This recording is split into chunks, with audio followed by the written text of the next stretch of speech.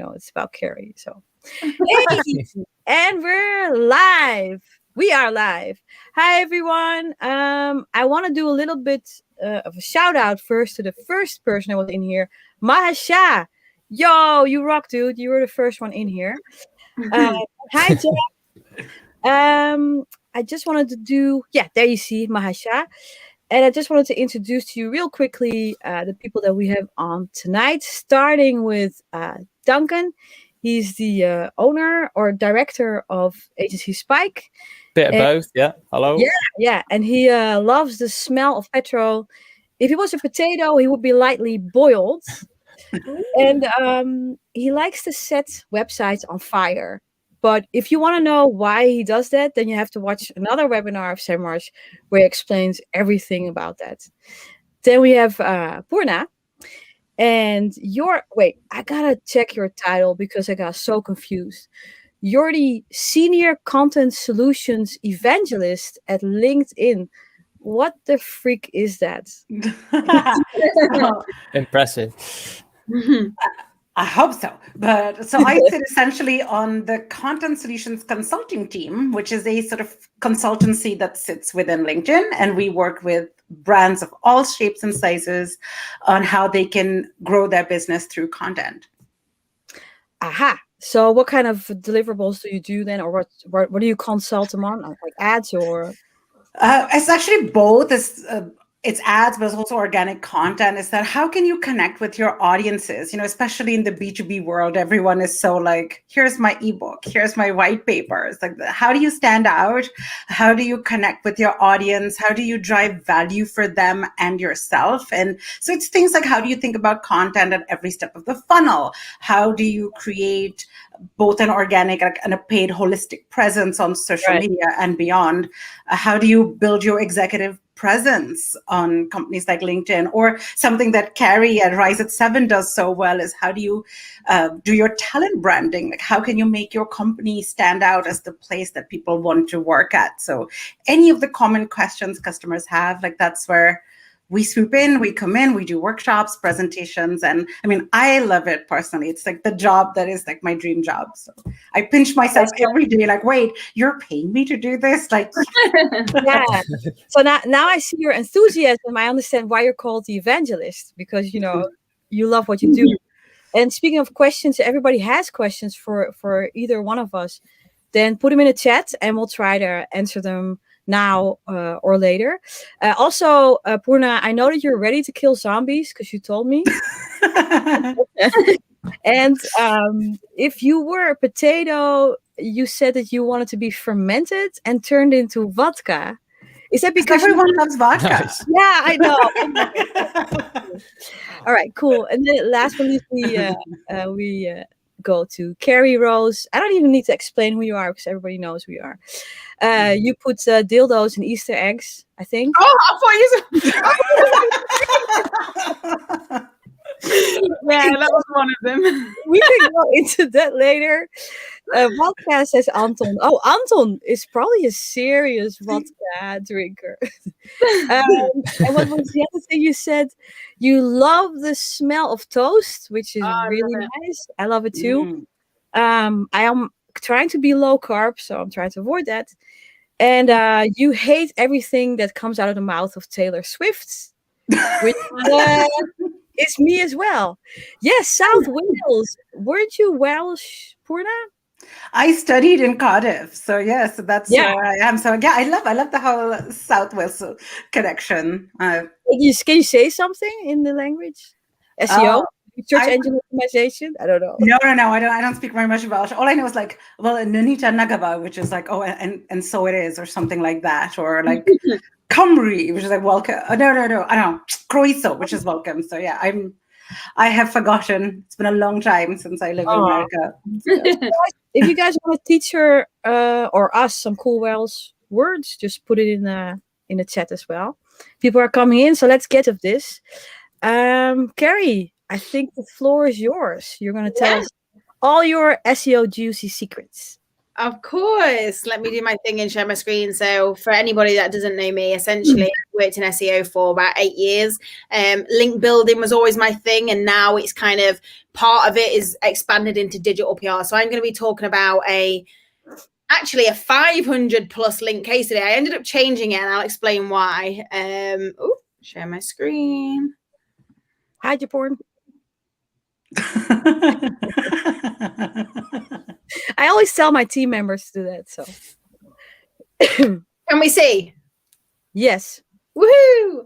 Okay, so I'm going to be talking about a 200 link case study that we did at Rise at 7 using free data. So how you can actually create content using data that already exists on the web. You don't need to buy it. You don't need to spend any money doing anything, and you just pull it together to create a really good story. I actually ended up changing it for a reason. So I did a talk 2 days ago, and at the end of it, somebody basically said, well, it's easy to, run campaigns and content like that for sexy brands B2C, this for B2B. And I was like, right, I'm going to prove them wrong. So today I'm actually going to show a B2B case study. I know quite a lot of people are from a B2B background on here, and I'm basically going to show you like how it's the exact same. So this is using free data collected from the web for a B2B brand that we work with. That's literally what somebody said to me. So when it comes to, I did a bit of a thread about this around like B2B and B2C ideas. Basically, the story is the exact same. You're still talking to people, nothing changes. And I think a lot of people kind of debate that, it's much harder in B2B. That's where I started, to be honest. I did a lot of B2B smaller brands, a lot of less sexy brands, and obviously got myself where I am today. But I'm going to show you exactly like the sort of things and tactics and the ways that we think about it at Rise at 7. So you need to think about campaigns like this in 3 steps. I actually have 4 steps. I updated that yesterday. So there's 4 steps. So what is the opportunity here? What in terms of from an SEO perspective, what is the opportunity? Where are we trying to grow? What kind of product areas? What landing pages, etc., etc.?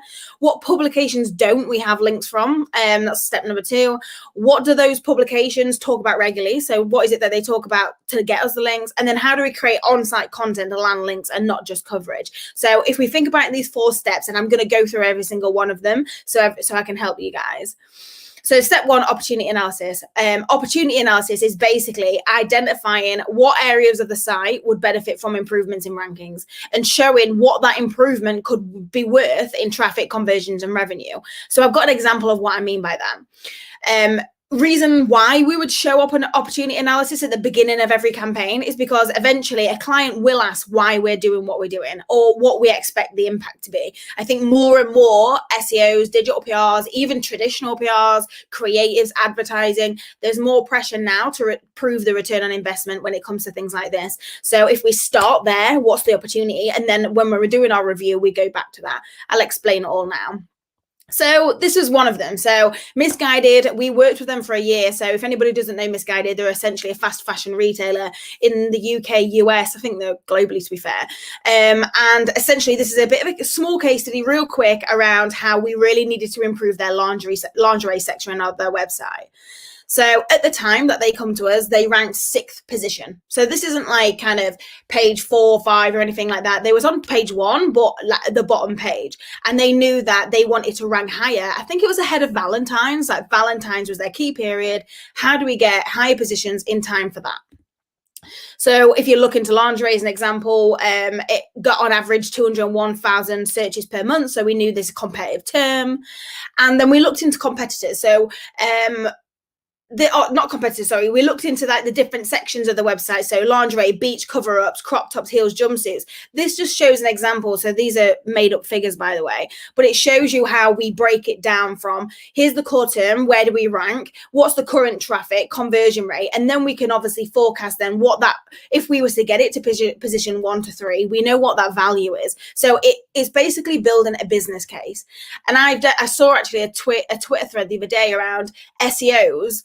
The thing that I guess SEOs are becoming better at or should be becoming better at is communicating a business case, why we're doing this, speaking to not just, SEOs on the other side, on the client side, but talking to, digital directors. At the end of the day, they don't really want to know how you're doing it. They just want to know what the end result is. So this is the sort of thing that we would do. We'll break it up down into the core terms, and we'd look into what is the value at the end of this if we was to put all of our efforts in the next couple of months into lingerie, as an example. So we did a link gap analysis. And Misguided, basically, we're up against Bow Avenue, Boohoo. They were the two main competitors in terms of rankings at the time. I had a look at this yesterday to see if this is still the case, and it's not. The SERPs have completely changed. This was over a year ago, but it gives you an example of these are the two key competitors that we looked into. What is the backlinks of that profile, not only just for the website as a whole, but for lingerie as a section. So Boohoo, for an example, they sell everything from shoes and dresses, etc. But we looked into just the lingerie section of the website because ultimately that's what we want to improve. And essentially we got a link deficit of, so Bow Avenue, I've got 208 more links than Misguided into that section of the website, and Boohoo, we've actually got 25 more than Boohoo. So it's quite hard to actually kind of communicate that, but essentially we're ahead of Boohoo in terms of link numbers, but we're behind Bow Avenue in terms of link numbers. But when you're breaking that down into quality, so okay, are they high quality national press links, or are they industry relevant links? So you kind of like small lifestyle, etc. And when we looked into them, essentially Boohoo didn't have many industry links, and they lacked really low on that. But then in terms of nationals, that's where Bow Avenue was really dominating. So we looked into what are they doing, what is Bow Avenue doing to get those national links from high authority publications. Quite simple. They was doing things like 34 of the best places to buy bras online, product placements. These were just PR product stuff. The best bras for small boobs. And what was this one? Best Valentine's lingerie gifts for 2020. So really kind of like product-led stuff. Or even like they obviously wanted to get into bridal magazines. One of them's called Hitched, and they looked at like the different designs for brides and then pushed that out to press and got links back to their section of their website in terms of lingerie. So it was quite simple what they was doing, really simple PR stuff. So we knew that's something that we needed to do at that moment in time. So this was when lockdown in the UK first was lifted. So essentially the whole country went into lockdown. I remember at the time, that was when we didn't really know what it meant. We was all like, we get to go work from home, and we didn't realize that would be our lives for the next 2 years. But what happened was Boris Johnson opened up maybe around, when was it? I don't know if there's a date on here. No, it was around April, I think, something like that. And essentially, Boris announced lockdown is lifted. And we saw on Misguided's website, so just in the search bar, that lingerie went up around 300%. So people was looking for sexy lingerie, specifically satin, like black bras. And we basically were like, okay, people are getting their sex on. They're going to kind of, get confident, meeting partners, going on dates and things like that. So lockdown being lifted, increased searches for lingerie. We pushed this out and got some links back to the lingerie section of the website. All we built was 6 links. This was not a viral campaign. This wasn't kind of global or anything like that. It was just 6 links where there was around 3 from nationals and 3 from industry sites. So this is not, if you look at Rise of 7, mostly when we talk about what we do, it's kind of like the 100 link kind of KPI stuff. Well, this was just a small kind of link strategy. And what we did is we built links straight into the category page. This was not links into the homepage of Misguided. This wasn't links into a blog post or a piece of content that we did. This was directly into the category. And that is the holy grail. And I think over the past year or so, digital PRs especially are really losing that kind of in touch with SEO of really what is it that we're here to do. We're here to improve category pages. We're here to actually, improve organic rankings and not just create links for links' sake. So this was the holy grail, 6 good links into the category page. Not only that, we needed more internal links. So if we had a look into the internal linking strategy, I think this is quite underrated. I love internal links. So we did some blog content. So it's just around Misguided, are very kind of raunchy, to be fair. And we did a lot of like sex content around foods that going to get you in the mood for Valentine's, etc., etc. And these all included internal links back into lingerie. And then we did a separate content piece. So this is to drive traffic, to drive brand awareness, to get engagement on social. So essentially it was a campaign called Netflix and Chill. what we did is we looked at every Netflix TV show and we basically ranked them by which Netflix TV show is going to most likely result in chill. Breaking Bad came out of number 1, which is interesting because I think they have a lot of nudity scenes and, it's got high MDB rating, etc., etc. And we created a campaign page and it had all the data on there, and we drove around 50,000 people to this page. But this then had internal links to the lingerie section as well. We got it ranking number 1. And this took maximum 2 months. It was crazy. We all of a sudden Boohoo got knocked down, which was really interesting. Bow Avenue stayed around the same. ASOS was always jumping in the SERPs, but we got lingerie, misguided number 1 for lingerie. And that's all that was needed. 6 links directly into the category page, and we improved internal links. So that's just an example of how we thought about it in terms of a small process of opportunity. What's the opportunity? What do we need to do? And how do we do that? So step 2 is link intersect. So I talked about previously, what publications do we need links from that we haven't already got? So when we do a link intersect, you can use multiple tools for this. SEMrush, Ahrefs, etc., etc.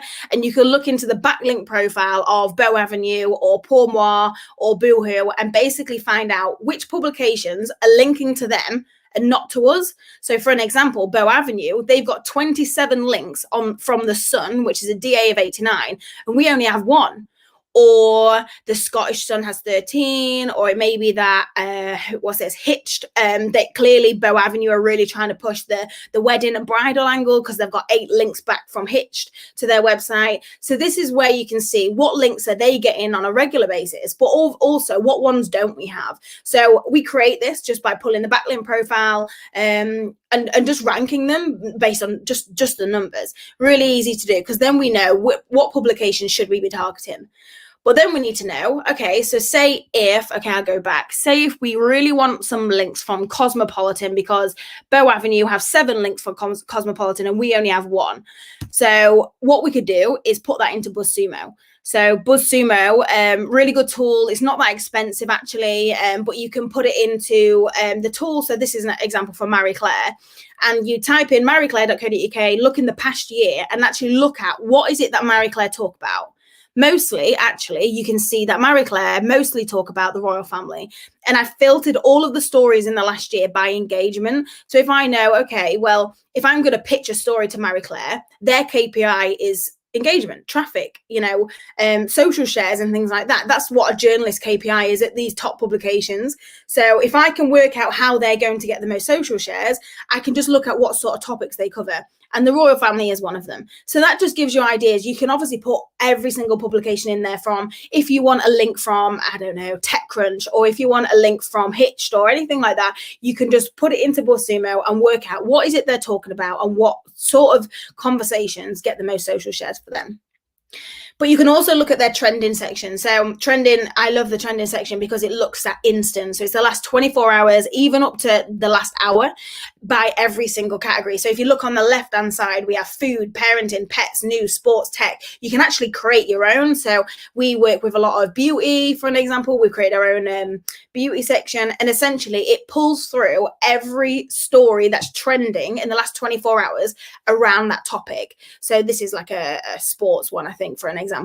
And you can then literally click into them and download every journalist, their email address and who to contact, because that they are creating these viral stories. But it gives you ideas of, okay, well, these are the publications that I want links from. What is it that they're talking about? And this is what shows you.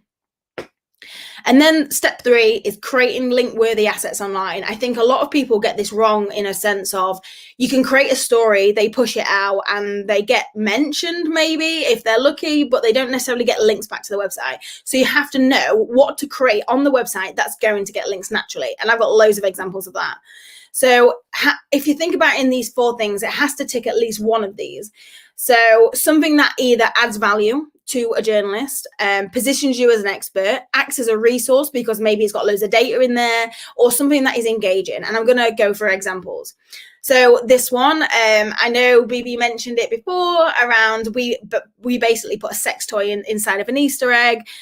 Essentially, this got 96 links and drove around 43,000 visits. But that's because we created 200 of these actual products, and you have to link back to it to obviously go buy it. So this is just an example of how we do product PR, so create our own products to get links back to the website. What the ultimate aim was is to improve rankings for sex toys. That's what it was. And it drove around 12k revenue. The campaign cost, I don't know, I don't even know if I'm allowed to say this, but I will. It cost around 2-3 grand, something like that. So he got his money back, plus he got 43,000 visits, plus 10,000 email addresses that he could remarket to. So this is just an example of some of the things that we've done. But this is even more interesting. So this was a campaign I did way back. This was 5 years ago, maybe, something like that.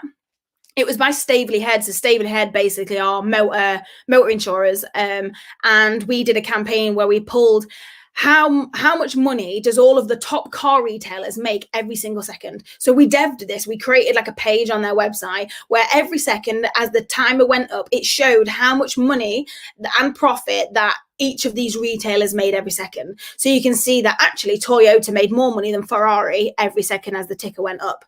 And because this is it acts as a resource, but you can't talk about this story without linking. You can't exactly send, a press release or an outreach email to, I don't know, CNN or Top Gear, for an example, and say, okay, every second Bentley makes this, and then every hour, and then this is how many units, blah, blah. It's easier to link to it. So sometimes you have to make your asset that you put on your website so engaging that there is no other way to talk about the story other than to link. And that's why we got 74 links from CNN, Top Gear, some of the best publications in the motor space that they needed. This was a good one because this is using their own data. So this isn't a campaign that I've done, but I just saw it because it's simple. This is Love Honey, and Love Honey basically sells sex toys. I'm not massively into sex toys, by the way. It's just some fun examples. And essentially they use their own data to map out in the UK where are the capitals of certain sex toys, butt plugs and things like that, rabbits. And essentially you have to click, your city, and it'll tell you, what's the most popular sex toy in your city.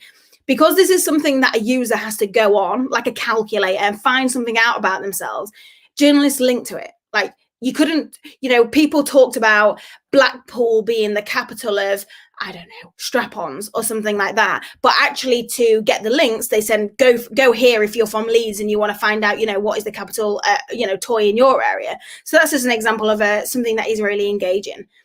This one is a resource.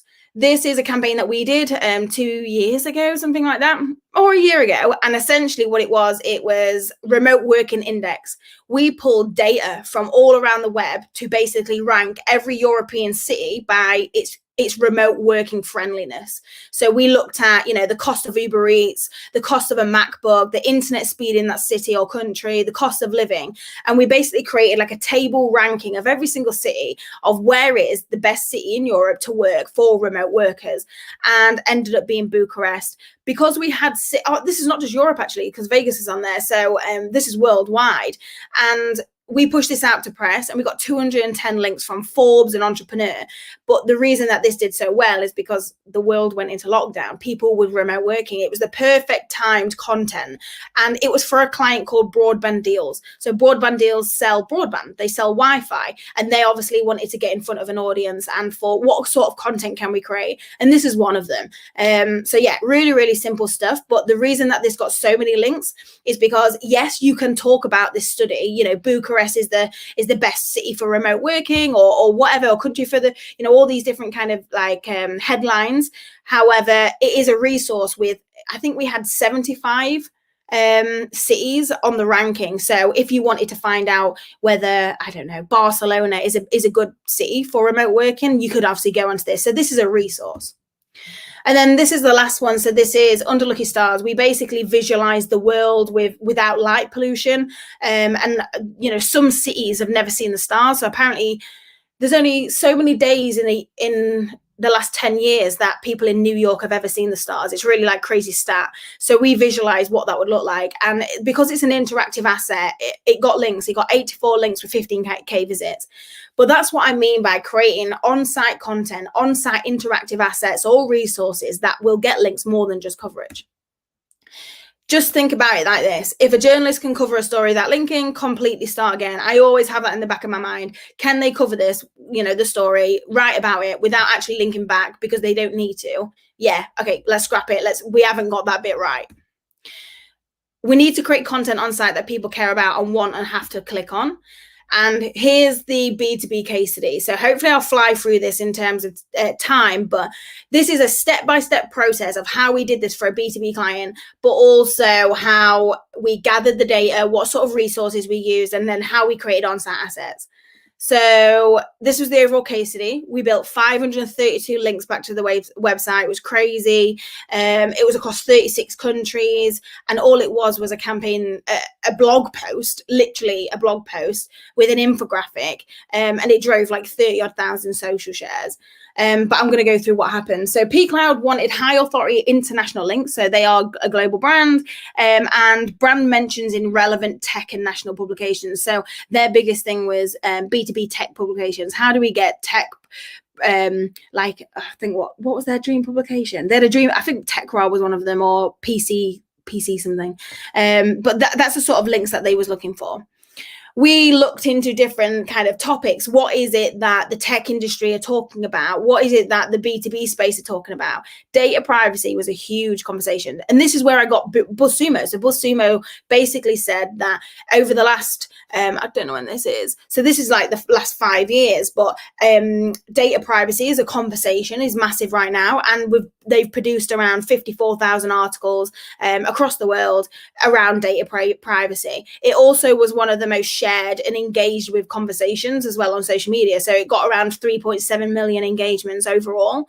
And this is journalist stories. So we could see that, okay, data privacy is on the up in terms of a conversation. Everybody's talking about GDPR or, how we're being tracked as users. So we came up with an idea. Most app users are unaware of how much their data is tracked and used and shared by big companies. So we worked out how much personal data these apps really collect and share with third parties. So take WhatsApp, take Facebook, Twitter, Shazam, take, Spotify. What data do they have on us all, and really what they're doing with it? So how did we gather that data? If you go to Rise at 7's website, we've actually done a blog post. It's really useful. I'm not promoting us, but it's really useful because we've listed, I think, around 20 resources to get free data like this. And it was by our data and insights manager called Thierry. But yeah, really interesting to be able to pull those resources of the different ones that we use to get data like this. But in terms of this specific campaign, if you go on App Store, and you click on WhatsApp as an example. So you'd have to we basically pulled a list of the top 100 most downloaded apps. And WhatsApp was one of them, obviously. If you scroll down on the App Store, it basically says this little section called App Privacy.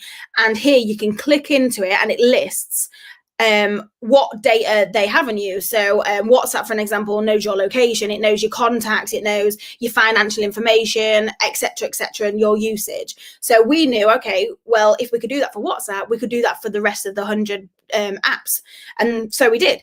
We pulled it for every single app that we could find, from Amazon Prime, AOL, Argos, BBC iPlayer, you name it. We pulled it for so many apps that we needed to obviously look into, and then we created an asset.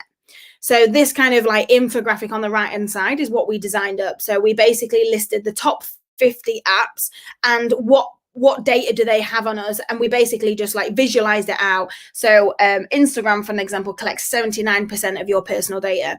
We was able to just visualize this as a summary, and a lot of the times it's just pulling data from somewhere that already exists, but to create a story.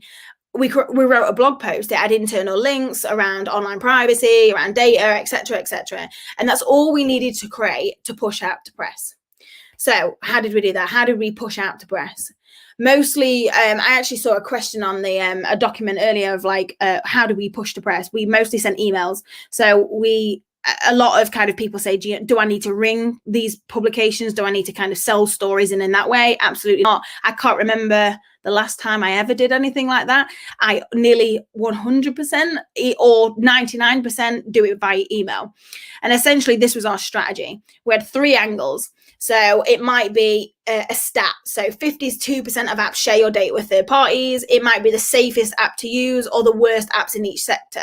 So these are the sort of headlines that we went with. We wrote out outreach emails for these 3 angles. So they was all different. And then we sent it off to say 20 to 30 publications. And we looked at the open rates of which one got the most opens, because when we know that, okay, the first one maybe only gets 10%, the second one got 70% opens, and the third one maybe less, we know, okay, well, the second headline, for an example, is the one to go with. And we use BuzzStream for that. So BuzzStream is just an outreach tool. It basically just sends your emails for you, you collect all your data, and it can look at the, the performance. And we split it down by, okay, we launched an exclusive. The exclusive was with Forbes. We said, hey, Forbes, we've got this story. Do you want it like first before anybody else? They said, yeah. And then as soon as Forbes covered it, we went to every single national. So I'm talking Business Insider, Daily Mail, I think Independent, Guardian, you name it. We went to all of those with these headlines. That we then went to lifestyle press. So I'm talking kind of Metro and things like that. Then we did your international, so CNN, etc. We did tech, business, security sites with the same angle. And then we could break it down by really niche publications, so gaming, dating, transport, social media. And the reason being is we had data on things like Tinder or gaming, maybe I'm trying to think of a gaming website, gaming app, but we had the data on all of these sort of niches, meaning we could go out to so many publications. I think our list of publications that we went to was maybe in the 1,000 to 1,500, so a lot. And we achieved 532 links. This took 2 to 3 weeks, something like that, to land. On addition to that, we got 415 pieces of coverage because a lot of it was international. So we got a lot of China publications picking up the study. It went across 36 different countries, which is crazy. And these are all everybody that spoke about us. So you're talking 9 to 5 Mac, Gizmodo, Tom's Guide, Tech Radar, like huge publications, all linked back to pCloud. Statista picked up the data themselves because they saw that, press was talking about it. Statista then, covered it themselves and linked back to pCloud, which is crazy. So if you don't know what Statista is essentially like you do have to pay for it. And I don't know if it's that expensive. I'm not quite sure. But essentially it pulls data from the web around stories like this. And you can just basically download free data. We use it quite a lot, but you can get it yourself. They just make it easy for you to collate it, basically. And it went mad on social. We did not have a social strategy for this. People just picked it up because Forbes talked about it. If anybody knows Matt Navarra, he's huge in social media. Reddit went crazy. We actually seeded out the story on Reddit. And what I mean by seeded out on Reddit is we have a few people at Rise at 7 dedicated to having accounts on Reddit forums and things like that. And they just push it out. They just go, oh, have you seen this study? They basically pretend that they don't work at Rise and just create conversations, create stories. These are people that are interested in tech or data or anything like that. So they are, genuine users of the platform, but use them, create conversations. And it got a shit ton of shares, basically. This is just everybody talking about it. We drove 67,000 people during those 2 weeks to the blog post. So just to that blog post, which is insane. Blog traffic went up around 121%, and that's a separate to this campaign. So traffic then went from that blog post that we wrote to other areas of the website. We drove around 2,900 new users of pCloud, which is crazy. And we got into position 2 for some of the keywords that we was obviously trying to improve. Organic was up as well. So this is the sort of KPIs and the sort of metrics that we track. So everything from sessions to rankings to social shares, you name it, we look at it all. And this was the overall case study. So that just shows you like the step-by-step ways of thinking about how, free data. We created an infographic. You don't need that much. You could probably work with Fiverr to be able to design something like that, just to create a story that you can then outreach with. So I'm coming up to the end. I've got 5 more slides. Things have changed. So things have changed, especially since I started doing link building. So I've been doing it for the last 8 years, and it's all around creating campaigns that people actually see now. So how do you create content that people actually care about. And that's putting yourselves at the center of topics that are out there. So trending topics like data privacy. It's about creating content that people actually read, engage with, and share. And it's links that people actually click on and move the needle and get more people to search for your brand in relation to your keyword. But not everyone thought about this in the same way. So I did a poll. This is when I first launched Rise at 7, actually, just before.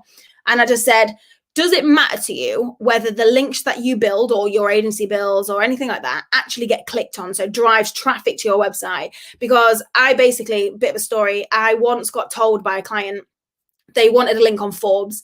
And I was like, why do you want a link on Forbes? And it was his ego, it's an ego thing. He really just wanted a link on Forbes because he was the founder. Okay, I was like, okay, I'll go get you a link on Forbes. I built him a link on Forbes back to the website. And he was like really happy. And I said, not to dampen the mood, but I was like, do you want to know how many people came from Forbes to your website in terms of buying your product? He was like, how many? And I said, 3. 3 people clicked on that link to your website. And I kind of wanted it to communicate to him, it's not always about the big publications. It's the ones that your audience are actually reading. Which publications are actually going to drive traffic to your website, as well as the SEO improvements. So I actually talked about this 2 years ago, something like that. And I said the importance of branding search. So in 2020, and I actually think it still stands to this day, links will become less about search and more about engagement. So the responsibility will fall on SEOs to build links that actually get clicked on, push the brand through wider platform engagement. So how do we build links that actually get clicked on? This is an example. This is my last slide, by the way. This is an example of a screenshot of when we worked with Misguided and how, we was working with SEOs and we was also working with brand and PR teams. And, SEOs, what do they love? High DA publications. However, if you can see for this is an example. So this is a screenshot of the data. We had to kind of show some of the transactions data. We had to blur that out. But essentially, if you look at Yahoo, so Yahoo has a DA of 95 as an example. That is an SEO's dream. They want links on Daily Mail 94 or people.com 92. However, Tyler has a much less DA, so DA of 60, but the transactions and sessions in terms of traffic that those links drove was so much higher than any other publication. And that's because we understood then that Misguided's audience aren't reading Daily Mail, they're actually reading Tyler. So that gives an example of how do we target publications where your audience are actually reading, so links that not only drive SEO value, but also drive traffic. Thank you. Wow. Holy moly. I can't swear probably. Yay. You delivered, you over-delivered. That was, I hope everyone paid attention because that was an actual freaking blueprint. If nobody tries the stuff out, you can just change careers or something. How long did I go? I feel like I went way over. No, you could, I don't care if you do 90 or 150 slides. I want a part 2. Honestly, I give away all my secrets. Yes, I want them. So, Duncan and Purna, what do you guys think? Do you have massive campaigns, Carrie? You've been busy. Yeah, I'm shattered. I've been very busy. That's an understatement. I think what I've always admired about Carrie and your entire Rise at 7 team is just this ingenuity of ideas. You're always coming up with these really cool, unique takes that nail exactly what the audience wants. And it's just such a power skill. It's probably one of the number one question I get from my customers as well is that, but where do we get ideas, Purna? And I'm just like, always if I'm like, look at Carrie, I would love to know your answer to that. If I can ask a question, how do you find your ideas? I guess mostly I find my ideas from just headlines. I look at headlines in any publication and I think, okay, I often just imagine my own headline and then I go, right, how do I go get that data to create that headline? That's really where it starts. So I would honestly have a session where I'll just write down headlines that I know would get shared and that I would read and that my mum would think, oh, that's interesting. You know, what apps are stealing our data, basically? And we basically go, okay, well, let's reverse that. How do I get the data to create that headline? And mostly it's just through looking at what everybody else is doing. So I'm inspired every single day. I actually have a bookmark on my bookmark folder. Whenever I see a campaign or a piece of research or a study or anything like that, I drag it straight into there. And I've got about 1,500. And whenever I'm stuck with ideas, I just open that and I'm just like, right. And it sends your mind crazy. So that's really where it starts. Yeah, it's a abundance of ideas, really. Yeah. What I also like is that you do back it up with research in BuzzSumo. You do try to create proven content in a way with a lot of creative juice over it, right? Yeah, for sure. Yeah, BuzzSumo is a really good tool for that. And just from like an engagement point of view, you can actually look into BuzzSumo and it tells you the sort of articles that get the most pickup. So what I mean by that is it a list? Is it a how-to? Is it a why article? So, and it breaks all that down, but it even tells you what time of day should you be posting to Marie Claire, for an example, and it'll tell you, you know, send it at 9 a.m. or like 9:30 or something like that. So you get all that sort of stats from it. Really helpful. Yeah, that's the one thing, because when I look, I use the Content Explorer of Ahrefs, and then I usually put in a topic, right? And I see what is successful for the topic, but I never thought about putting actually a domain in it. Yeah. Yeah, what's really popular within a giant domain. That's a really good trick. Yeah. Another thing that resonated so strongly with me was how you're really elevating the SEO conversation to not just about those links and tactics, but back down to what the business owners care about, which is the revenue. And that is, you know, it's almost like a non-negotiable anymore. I mean, I haven't been an SEO in many years now, but it was always the case where PPC would always get more budget because we could talk numbers, right? We talk like CFOs. And like one of my colleagues says this, he's like, about brand marketers, but it applies to SEOs. It's like, we talk like astrologists. So we see our budgets get cut. And it's like, you know, we really need to get to that. And yeah, I love that. Yeah, everybody's shaking in their pants now because now they have to prove the ROI to their clients if they're watching as well. Hey, shall we go to the questions in the chat, because they've been listening for a while and I see a lot of questions going through. Anton, maybe you can grab some questions and put them on the screen, or shall I just do you guys see any? Oh, here we go. Shall I read it? Roy Cohen. Hi, Roy. Yes, double question for Carrie. Oh, you're greedy. Do you think digital PR is overkill for smaller niche sites? Also, what is the minimum campaign money-wise you're willing to take on? Big fan of Rise at 7, by the way. Yeah, of course. It depends what he means by small and niche sites. I actually worked with when I first launched Rise at 7, bearing in mind, I didn't have any of these clients. Like I had one, and it was what was it called now?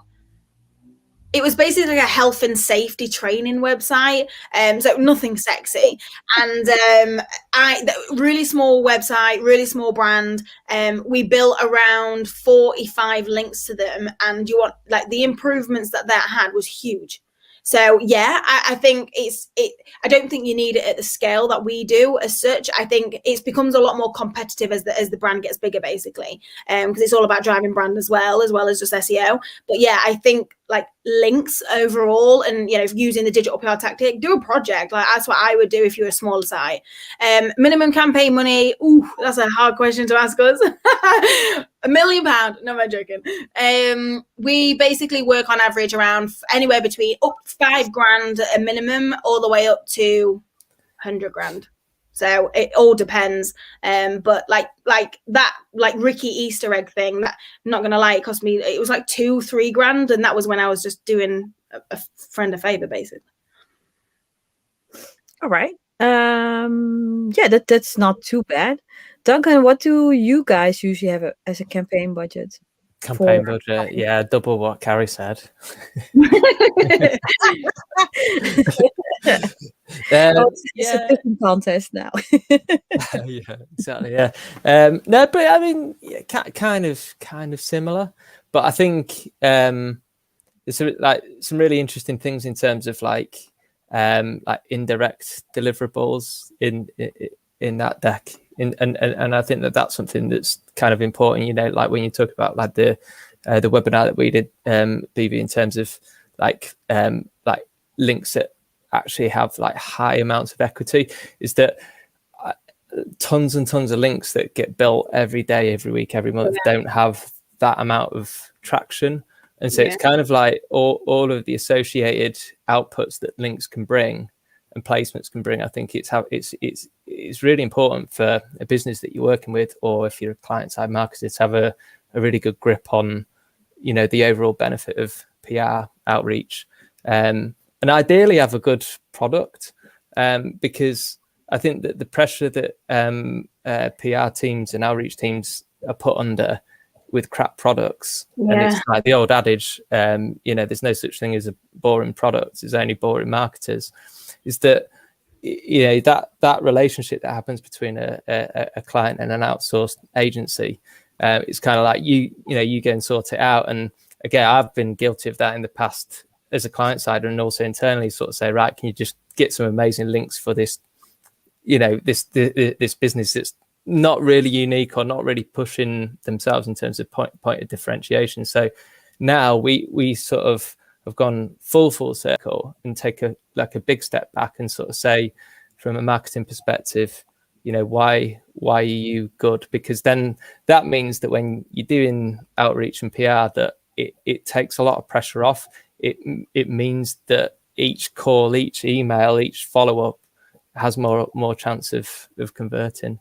So you filter leads that way, right? That's one of your criteria. Duncan. Yeah, and it's, don't get me wrong, I think for many it's an ideal. So we work with a lot of e-com companies, a lot of what we kind of brand as kind of like website and warehouse companies, and you know, they're aspiring to, you know, to be a brand, so they're finding their own identity along the way. And, you know, countless SEO agencies along the way are supporting companies in building that brand. And I think that's really exciting work. So, you know, our experience are that, you know, the excellent products, excellent brands, those are ones that you can really rely on to get, you know, reactive PR results and that type of thing. You know, companies that are still finding their voice, finding their brand name, and really, finding the edge of what their product is, you know, is memorable about. Those are the ones that can be a little bit harder. But we do things a little bit differently. We kind of go like ultra targeted. And again, that does put a bit of pressure on our team. When if we were kind of in a bucket of, you know, companies being asked to build like 500 plus links, we'd probably put them to Carrie, because it's not kind of, we're not really kind of good at that type of thing. You have the blueprints now.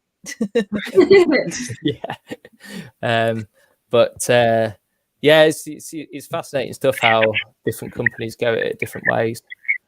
Hey, shall we go to another question? It's hard to find the questions because there are also so many compliments. Here we go. I have from Siet Jaffrey. Hi Siet. I have a question for Carrie. Any advice for utilizing HARO opportunities? Yay! When you talk about PR, HARO pops up. So we got to talk about it. I actually don't use HARO, but I know. I know. We're on the other side of the pond, aren't we, Carrie? So it's all, like, all cision, aren't we, isn't it? Yeah, exactly. I think that I actually saw another comment on the doc that you did, Bibi, and it basically said that there is pressure on HARO to be fast. So for you to respond to journalist requests, so say if they want data or a comment or expert thought leadership or something like that, you have to be fast. And the only way for you to do that is to have really good relationships with your clients and basically have them at speed dial. We actually have a dedicated team for it now because it's so in demand. Very similar to HARO in terms of journalists are requesting something, data, report, or, you know, a comment or something like that. And we have around 10 of them that basically just like go like as fast as possible. So yeah, I think the best thing is building relationships with your clients, make sure you can move at speed, get to the point when you're emailing in terms of like opportunities like that. and make yourself present on there, make yourself so useful. Something that I gave an advice 2 days ago, building relationships with clients so that they come, not with clients, sorry, with journalists, so that they come to you every single time. Something that I did is somebody covered a misguided story for me. It's for Tyler magazine, a really big publication. And basically I put her article into BuzzSumo, and BuzzSumo told me how many social shares that article got. It was also one of the most engaged articles on Tyler of that month. And I also looked at the traffic that article drove to Misguided's website. And essentially I got that data, and I just DM'd her on Twitter and said, by the way, you know that article you wrote about my client, Misguided? She was like, yeah. And I went, it was the most engaged article on Tyler of that month, and it drove 5,000 people to our website. Straight away, she screenshotted that, sent it to her editor. She was like, oh my God, thank you so much. Followed me. She was like, if you've ever got any stories, send me it. And now she covers everything. So little things like that you can do. So you showed her the value for her. Yeah, because she's looking for a pay rise. She's looking for a promotion. So if I can give her data that's going to go get her a promotion with her editor, then win-win. She now loves me. Well, I can find her. So about building relationships with journalists, Purna, do you think, how can you do that on LinkedIn in a non-creepy way? You absolutely can. There's so many different ways to do it, but let me outline a couple. And this really works for any social media that they're on. Is I would just create a list for like which journalists or which writers that I would want to target. And maybe for my highest value ones that do this is just put in the time and the effort. If I was the agency or if I knew I know it's like, there's no silver bullet, right? For this. Yeah. Follow them, see what they are posting about, what's important to them. Like you can just analyze some of their posts and then comment, like engage in LinkedIn, like with some of their stuff, share some of their posts, tag them in content all the time. Like, again, they're looking, what's their goal? What's in it for them? Similar to what Carrie was saying, but it's so incredibly simple to do that. Like get yourself to be a known name, so that way when you reach out, you're not an unknown. The other thing that you can do on different social media websites is you can actually target by job function as well, ads. So if you wanted to reach out to senior reporters or senior writers as a job function, you could do that and get posts in front of them. So you would have sponsored posts just to different journalists. I've even tested out different headlines or topics for my posts on social media as well. So I know what's getting the most clicks, what's going to do that. And I'll send that to the journalists as well when I'm creating some different press kits too. So just different things like that. Wait, simple. so you create ads for the journalists you want to pitch to, and then, or you do research by seeing which ads they click most on to see what I'll break that up. So you have your organic method of outreach. So your SEO outreach almost would be just commenting on their post, sharing, like joining the dialogue. And the big thing about the LinkedIn algo is like the more richness and the more engagement that your post gets, it just gets rewarded with more visibility as well. So you're helping them with that. So that's more your paid side to build up that name recognition.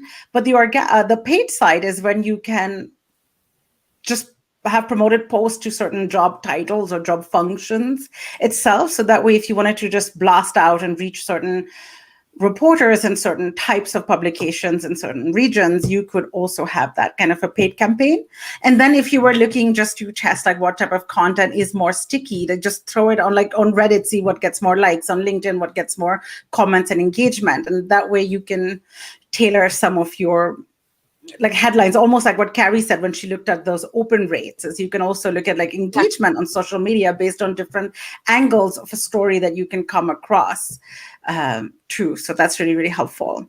And then if you've built that asset for PR, it can live on social media. Like you can distribute it forever. Like you've put in this work to build it once, like come at it at all the 4 or 5 different angles, repurpose it in a quick 30-second video clip, do it as an infographic, do it as a detailed blog post, come at it in different formats and forms, and you can just keep driving that kind of attention back and back and back to yourself.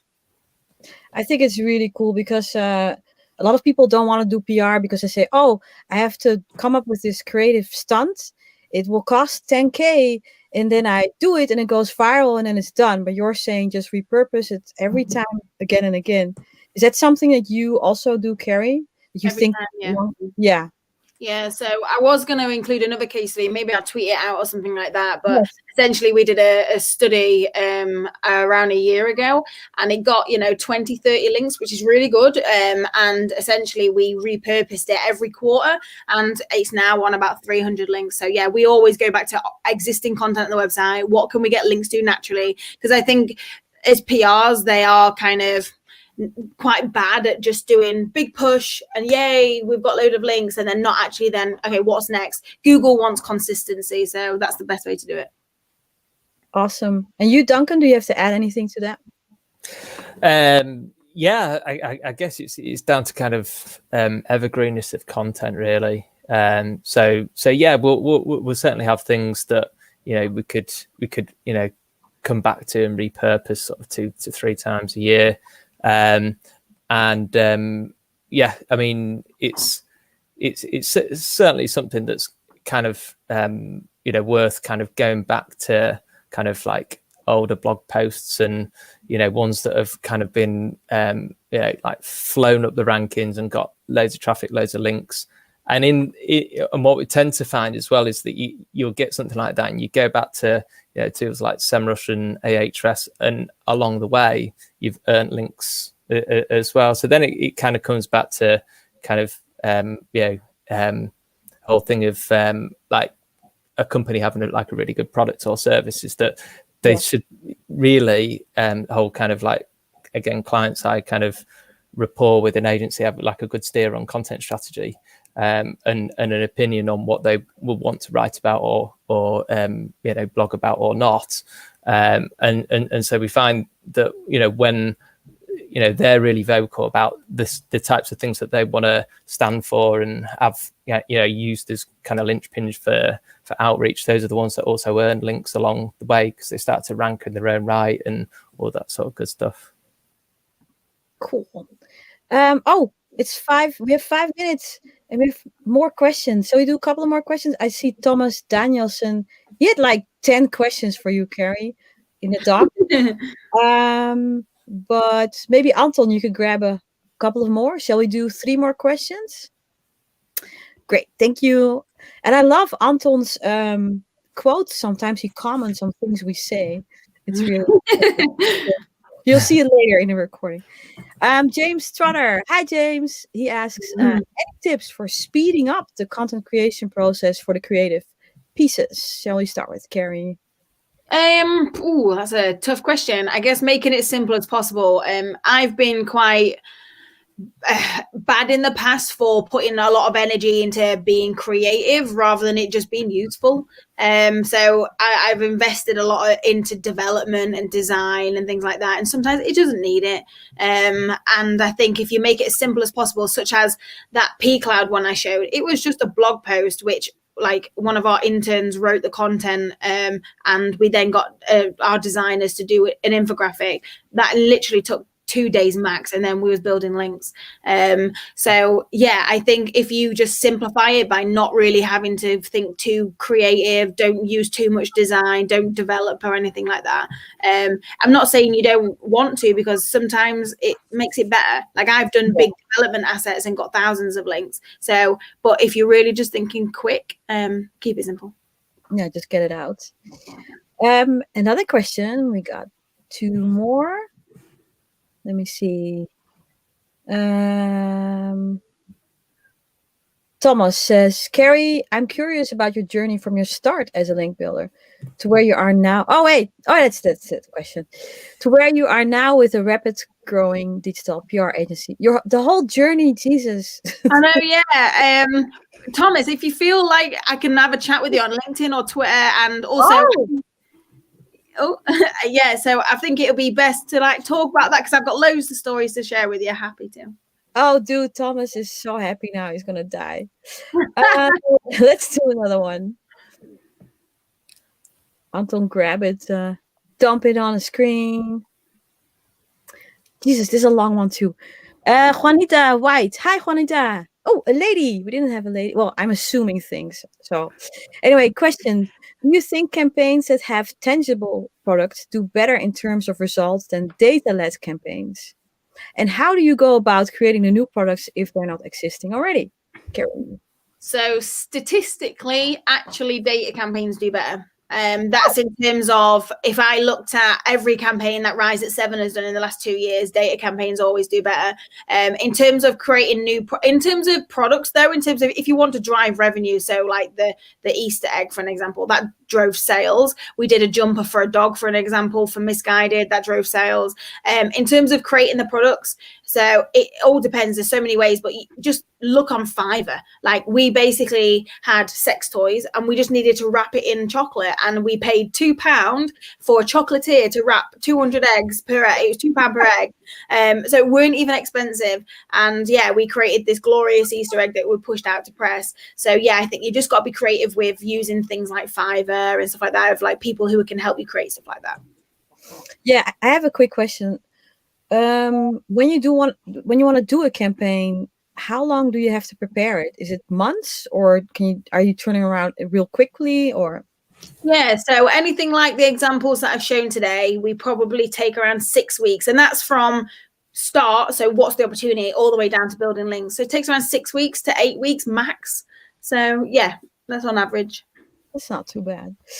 Yeah, now we have 10 seconds for the last question.